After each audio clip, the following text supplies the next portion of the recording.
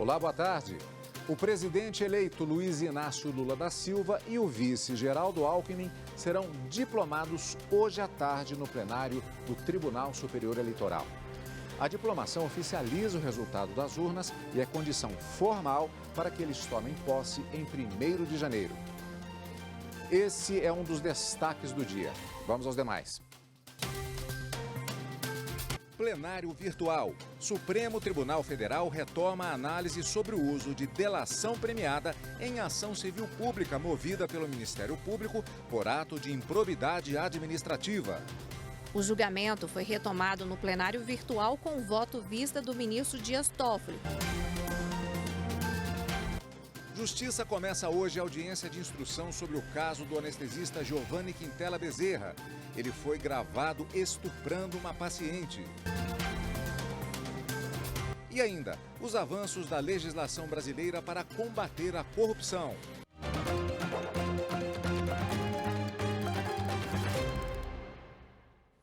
O Tribunal Superior Eleitoral realiza hoje a diplomação do presidente e do vice-presidente eleitos nas eleições gerais deste ano. Quem tem mais informações direto da sede do tribunal é a repórter Mariana Fabre. Boa tarde, Mariana. Oi, Cadu. Boa tarde para você, boa tarde a todos que nos acompanham. A cerimônia de diplomação vai ser realizada logo mais às 14h aqui no plenário do TSE. Os últimos preparativos estão sendo finalizados para receber o presidente eleito, Luiz Inácio Lula da Silva, e o vice-presidente eleito, Geraldo Alckmin. Na solenidade, Lula e Alckmin vão receber os diplomas assinados pelo presidente do TSE, ministro Alexandre de Moraes. O documento marca o fim do processo eleitoral e habilita os eleitos para tomar posse no dia 1º de janeiro e, consequentemente, para exercer o mandato de 2023 a 2026. E olha só, o TSE ele é responsável pela diplomação dos candidatos à presidência e vice-presidência da República. Já no caso dos demais eleitos para os outros cargos nas eleições deste ano, no caso aí os governadores, senadores e deputados, a diplomação é feita pelos tribunais regionais eleitorais. E, Cadu, a expectativa é de que cerca de 1.000 pessoas assistam hoje aqui à cerimônia no TSE. Para isso, foi montado um esquema de segurança aqui no tribunal, permitindo acesso somente para as pessoas credenciadas previamente. Mas também para quem quiser acompanhar a cerimônia, ela vai ser transmitida no YouTube do TSE e também nas demais redes sociais oficiais do tribunal e, é claro, também na TV Justiça e na Rádio Justiça. Eu volto com você, Cadu. Obrigado, Mariana. Vamos acompanhar. Bom trabalho, boa cobertura para vocês aí no TSE, essa importante cobertura. O Supremo Tribunal Federal retomou em sessão virtual o julgamento sobre o uso de delação premiada em ação civil pública movida pelo Ministério Público por ato de improbidade administrativa. O tema começou a ser analisado em 2021 em sessão plenária da Corte. O julgamento foi retomado no plenário virtual com o voto vista do ministro Dias Toffoli, que seguiu o entendimento do relator, ministro Alexandre de Moraes. O recurso que questiona a legalidade do uso de delação premiada em ações sobre atos de improbidade administrativa começou a ser julgado no Supremo em junho de 2021 no plenário físico. Na época, o relator, ministro Alexandre de Moraes, votou a favor do uso do acordo de colaboração premiada em ações de improbidade administrativa movidas pelo Ministério Público, entendimento seguido pelos ministros Edson Fachin, Luiz Roberto Barroso e Rosa Weber. O julgamento foi suspenso com o pedido de vista do ministro Dias Toffoli. Agora, no plenário virtual, a previsão é que o julgamento seja concluído até na próxima sexta-feira, dia 16 de dezembro. Também em plenário virtual, a segunda turma do Supremo Tribunal Federal julga se revoga ou não a prisão preventiva do ex-governador Sérgio Cabral. As informações com a consultora jurídica da TV Justiça, Gisele Reis. O ex-governador é o único acusado no esquema de corrupção com fraudes e desvio de recursos envolvendo a Petrobras, que ainda está preso em razão das apurações da Lava Jato. Ele foi condenado a mais de 14 anos de prisão por corrupção passiva e está preso desde 2016. A segunda turma analisa pedidos de revogação da prisão e a alegação de que a 13ª Vara Federal de Curitiba não tem competência para julgar a ação penal em que é réu. O ministro Edson Fachin já havia negado o pedido e manteve esse posicionamento por entender que a Petrobras é vítima direta dos fatos delituosos narrados na denúncia. E as propinas solicitadas foram pagas com recursos da estatal. Para o relator, é correta a fixação da competência da Vara Federal de Curitiba quando os fatos envolverem um esquema criminoso de corrupção e lavagem de dinheiro no âmbito da Petrobras. Ele também manteve a prisão do ex-governador. Já o ministro Ricardo Lewandowski considerou não existir conexão direta da conduta de Sérgio Cabral com contratos específicos celebrados com a Petrobras, visto que as propinas envolveram diversas outras obras do estado do Rio de Janeiro. Ele revogou a prisão preventiva do ex-governador, declarou a nulidade de todos os atos decisórios e determinou o envio da ação penal para uma das varas criminais da Justiça Federal no Rio de Janeiro. O ministro André Mendonça reconhece a competência da Vara Federal no Paraná, mas entende que a prisão preventiva deve ser revogada por excesso de prazo. Fundamentou o voto no fato de que a soltura do ex-governador não irá gerar risco à ordem pública nem a perigo de reiteração criminosa, tendo em vista que o réu não exerce mandato político desde o ano de 2014. O julgamento dos recursos ainda não foi finalizado no plenário virtual. Faltam votar o ministro Gilmar Mendes e o ministro Cássio Nunes.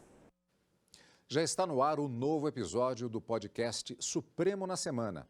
Nesta edição, o destaque é o início do julgamento pelo plenário do Supremo Tribunal Federal das ações sobre o chamado orçamento secreto.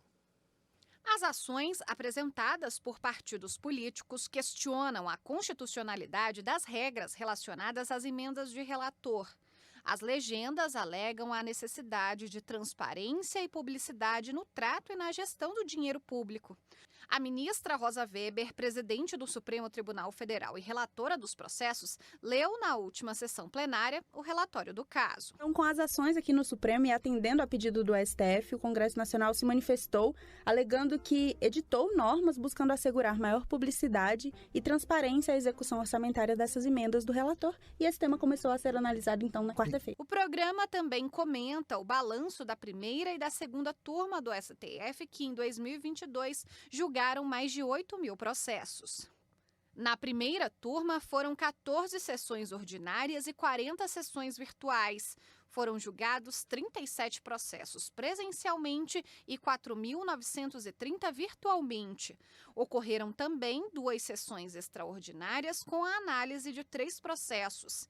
Na segunda turma, foram 16 sessões ordinárias e 4 sessões virtuais, com o julgamento de 47 processos presencialmente e 3.543 virtualmente.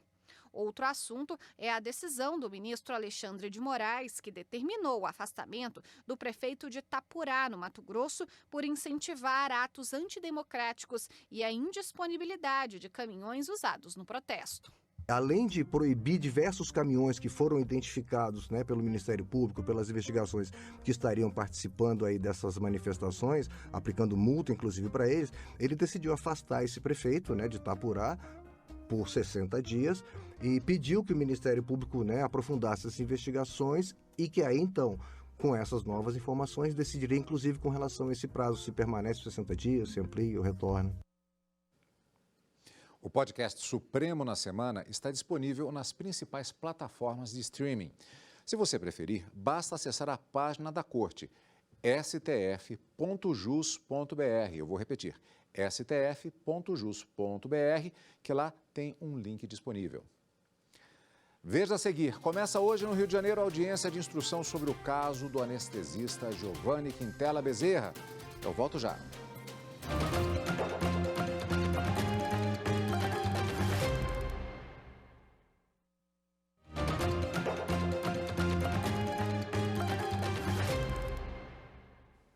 Começa hoje a audiência de instrução sobre o caso do anestesista Giovanni Quintela Bezerra.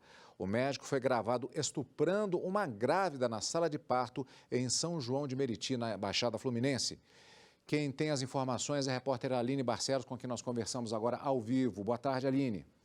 Boa tarde, Cadu. Boa tarde a todos. O juiz Márcio da Costa Cortázio Correia é o magistrado que vai conduzir a audiência de instrução. Ele vai ouvir a vítima, o marido dela, testemunhas de defesa e também de acusação. O médico Giovanni Bezerra será ouvido por meio de uma videoconferência para que não haja o risco de intimidar testemunhas e também a vítima. O juiz vai anexar as informações aos autos e marcar o julgamento. Giovanni foi preso em julho em flagrante. As enfermeiras que acompanhavam o parto desconfiaram do comportamento do médico e uma delas escondeu o celular e filmou o crime. O laudo da perícia constatou que o médico aplicou 7 vezes os sedativos na vítima. De acordo com os peritos, a quantidade ultrapassa a quantidade usual utilizada em cesarianas. A Polícia Civil também investiga mais de 40 possíveis casos de estupro envolvendo pacientes do anestesista. Cadu. Obrigado, Aline. TV Justiça acompanha, portanto. Dia 9 de dezembro foi o Dia Internacional contra a Corrupção. A data foi instituída depois que vários países participaram da Convenção das Nações Unidas contra a Corrupção em 2003, na cidade de Mérida, no México. Aqui no Brasil, o Poder Judiciário conta com legislação específica há 9 anos. O combate à corrupção é uma das prioridades do sistema de justiça brasileiro. Segundo o conceito jurídico, corrupção é a prática em que uma pessoa recebe ou oferece vantagem indevida, como propina, por exemplo, num contexto político, com envolvimento de empresas públicas e privadas.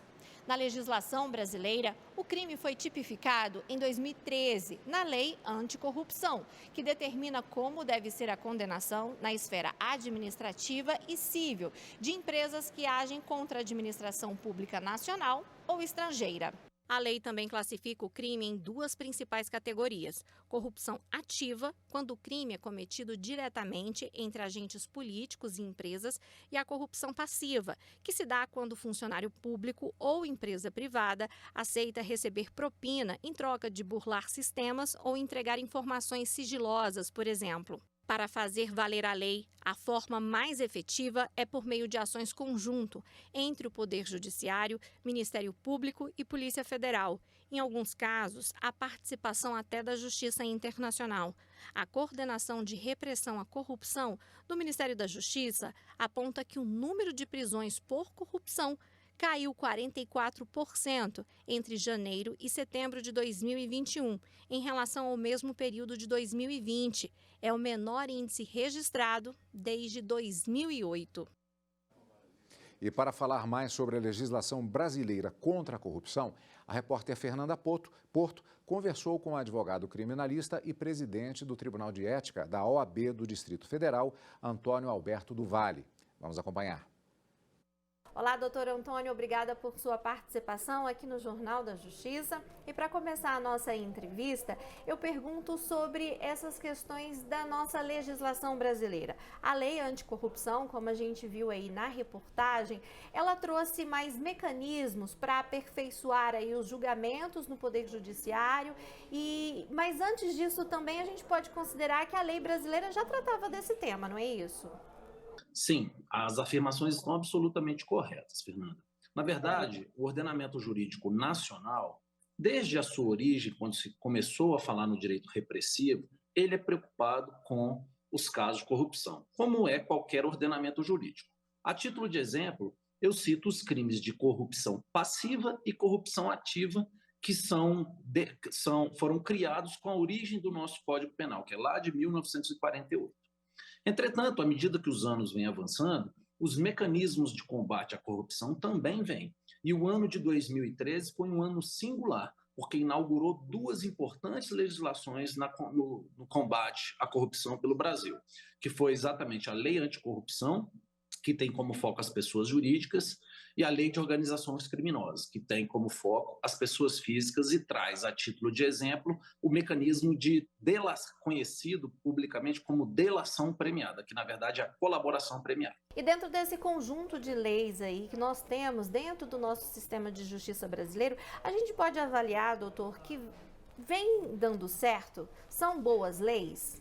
Absolutamente, a legislação brasileira hoje, ela está muito à frente de outros países no que toca a combate à corrupção. Nossos mecanismos de controle e combate à corrupção são muito avançados. A questão, e aí eu acho que estamos todos em evolução também, é como esses mecanismos são aplicados. Nós temos que tomar muito cuidado porque esses mecanismos eles tornaram o Estado muito poderoso. Então, a gente tem que evitar o cometimento de abusos, porque eles lesam profundamente todos aqueles que são afetados. Então, nesse sentido, vale lembrar que o último pacote anticrime trouxe, inclusive, a figura do juiz de garantias, que é exatamente um ator que vai ficar aí para evitar e coibir esses abusos. Essa questão do juiz de garantia está suspensa ainda na nossa legislação por decisão da nossa jurisprudência, mas estamos avançando. Agora, para o nosso sistema legislativo, só elogios. A gente sabe aí que as organizações criminosas também utilizam aí de vários recursos tecnológicos, vão evoluindo aí diante do tempo, da forma que os sistemas vão ficando aí mais difíceis de serem burlados ou de ter acesso a informações sigilosas. Ao cumprir essas leis que nós temos aqui no Brasil, o sistema de justiça consegue combater a corrupção de uma forma mais efetiva? Sim, o que é que acontece? Falamos há pouco que o marco de 2013 foi muito importante para o combate à corrupção. Por quê? Porque há um entendimento acerca de segurança pública, Fernanda, já de muitas décadas, eu diria, de que a forma mais eficaz para você combater a grande criminalidade, a criminalidade organizada, a criminalidade das organizações, é através do ataque ao dinheiro desses órgãos, dessas instituições, vamos chamar assim. Então, esses novos mecanismos, eles, por exemplo, a lei anticorrupção, ela permite exatamente que se afete a empresa, a pessoa jurídica. Falando num português mais comum, o grande criminoso, ele não está atuando em nome próprio. Ele atua em nome de uma pessoa jurídica, uma construtora, uma empresa de factoring, enfim, é através de uma consultoria, ele se defende, se esconde atrás de um CNPJ para dar, inclusive, áreas de legalidade à atividade criminosa. E aí a gente já entra numa outra legislação também, que é a lei de lavagem de dinheiro. Então, essa nova forma de investigar e de atuar no combate à corrupção, ela nos ajuda por isso, porque agora nos permite afetar essas pessoas jurídicas. Obrigada por sua participação aqui no Jornal da Justiça. Eu conversei com o advogado criminalista, o doutor Antônio Alberto. Mais uma vez, obrigada por sua participação e até a próxima, doutor. Obrigado a todos, até a próxima. Valeu. Veja a seguir, Tribunal Superior do Trabalho decide que terceirização do serviço de entrega de bebidas é uma atividade lícita. As informações em instantes. Eu volto já.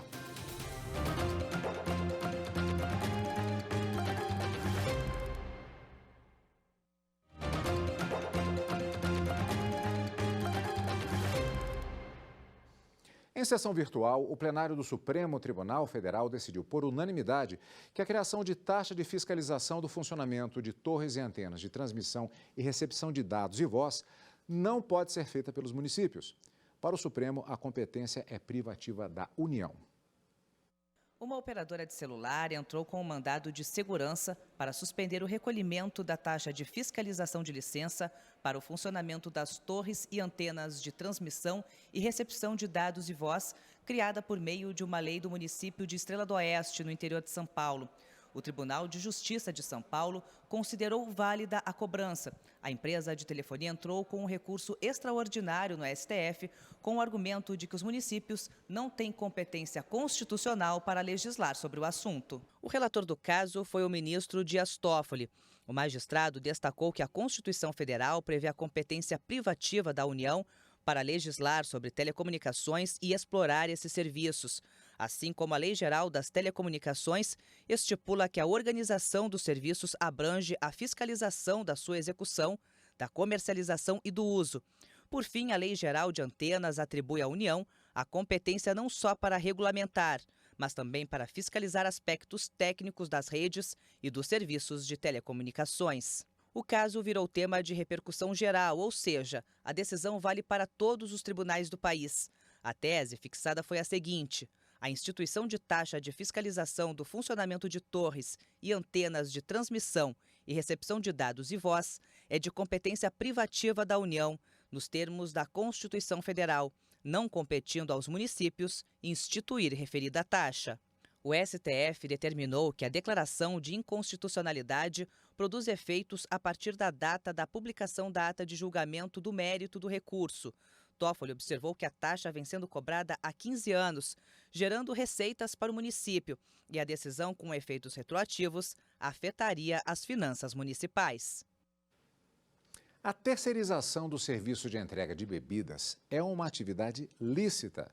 A decisão é da seção 1 de dissídios individuais do Tribunal Superior do Trabalho, que afastou o vínculo de emprego direto de um distribuidor de bebidas com a Ambev, fabricante de cervejas e refrigerantes. Veja os detalhes do caso na reportagem de Daniel Vasquez. O empregado alegou que tinha sido contratado pela transportadora para entregar bebidas na região de Recife, capital de Pernambuco. O distribuidor de bebidas argumentou que desempenhava atribuições ligadas à atividade fim da Ambev e pediu o reconhecimento da ilegalidade da terceirização de mão de obra e do vínculo de emprego direto com a indústria de bebidas. Ele requereu ainda que as diferenças salariais referentes à função fossem pagas pela empresa. A Ambev sustentou que os serviços de transporte de mercadorias não estavam inseridos na atividade finalística da companhia. O Tribunal Regional do Trabalho da 6ª Região, em Pernambuco, considerou lícito o contrato de emprego do distribuidor com a transportadora, mas reconheceu a responsabilidade subsidiária da Ambev pelos critérios salariais devidos a ele, por entender que os serviços terceirizados à transportadora não se enquadravam nas atividades fim, embora fizessem parte da dinâmica da companhia de bebidas. No TST, a terceira turma, ao julgar o recurso de revista do trabalhador, considerou ilícita a terceirização e reconheceu o vínculo de trabalho diretamente com a Ambev. O entendimento foi de que a entrega de mercadorias estava inserida na estrutura organizacional e no processo produtivo da tomadora de serviços. Ao examinar os embargos da Ambev à seção 1 de dissídios individuais, o relator, ministro Hugo Scheuermann, lembrou que o Supremo Tribunal Federal decidiu, por 2 vezes, ser lícita a terceirização ou qualquer outra forma de divisão do trabalho entre pessoas jurídicas distintas, independentemente do objeto social das empresas envolvidas, e que, por isso, não seria possível julgar como ilegal a contratação dos serviços da transportadora. Embora o contrato firmado entre as reclamadas diga efetivamente respeito ao transporte e à entrega de mercadorias, eu penso que é inviável examinar essa controvérsia à luz da Lei 11.442 de 2007. Isso porque a turma não examinou a natureza do contrato firmado, se é civil ou comercial ou de prestação de serviço, apenas analisou a licitude da terceirização nos termos da súmula 3311 do TST, quanto à questão da atividade fim. E sob esse enfoque, licitude da terceirização, são as alegações também do recurso de embargo. Ainda segundo o relator, a subordinação estrutural dos empregados da prestadora de serviços à supervisão da tomadora é inerente a todo o contrato de terceirização, mas isso não se confunde com a subordinação caracterizadora do vínculo de emprego. O ministro, Breno Medeiros, abriu divergência. É em controvérsia aqui que se trata de um contrato de transporte. E contrato de transporte não há responsabilidade subsidiária. Os embargos falam. Ele cita, inclusive, que seria um contrato de natureza civil e que, em virtude desse contrato de natureza civil, não haveria responsabilidade. Um entendimento mais amplo, no entanto, acabou vencido. E, por maioria, os ministros da SDI1 entenderam que a terceirização do serviço de entrega de bebidas e o contrato firmado entre a empresa de transporte de mercadorias e a Ambev é lícita. O Jornal da Justiça fica por aqui. Obrigado pela companhia, uma ótima tarde e uma excelente semana para todos nós.